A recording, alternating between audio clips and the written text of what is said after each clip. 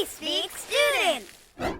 Attitude, positivity, and its effect on yourself and on others, a la Shmoop.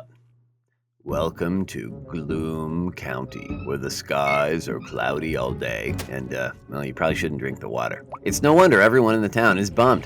Life is hard. There are jobs to go to, bills to pay, illnesses, injuries, and death to grapple with. Why should anyone be positive, really? And so life went on for the residents of Gloom County, with no one ever daring to look on the bright side of things until one day. Little Daisy Druthers, this whisper of a girl right here, had a wild and crazy idea. What if, rather than focusing on the bad and ugly stuff, she actually made an effort to see the good things? Like, what would happen if she were in a good mood all the time? Would life be more bearable? Well, so she decided to give it a shot. That morning, as crabby Mr. Finkelstein passed by her house and grumbled out his typical bad morning, Daisy responded with a good morning, and then turned the corners of her mouth upward rather than downward, just to, see what happened. Well, Mr. Finkelstein was caught off guard. "What's so good about it?" he asked. "Well," Daisy said, "we're alive, aren't we? And we get to walk through this big, beautiful world every day, learning about the universe, asking the big questions, and striving to become better people with more fulfilling lives.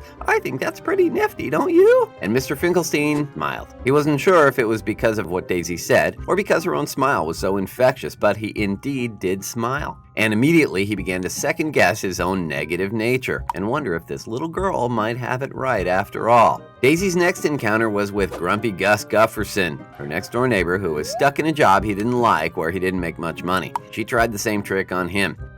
"What's so good about it?" said Gus. "I can't stand my job, and I barely make enough to put food on the table for my family. Why don't you take your good morning and shut—" "Whoa," said Daisy. "Watch where you're going with that. My ears are virginal." Well, Daisy then went on to explain that while Gus may not love his job, at least he had a job. That was more than some people could say. And times might be tough, but at least Gus had a family.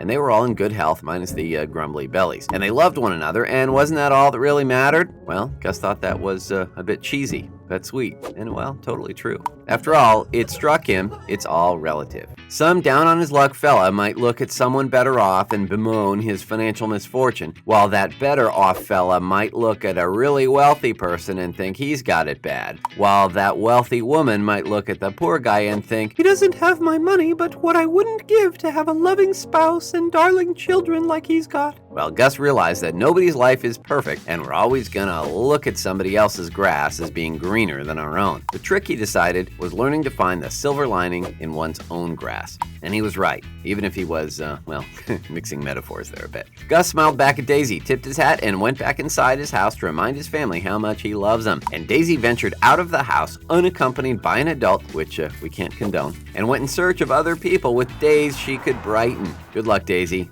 But seriously, look both ways before crossing the street there.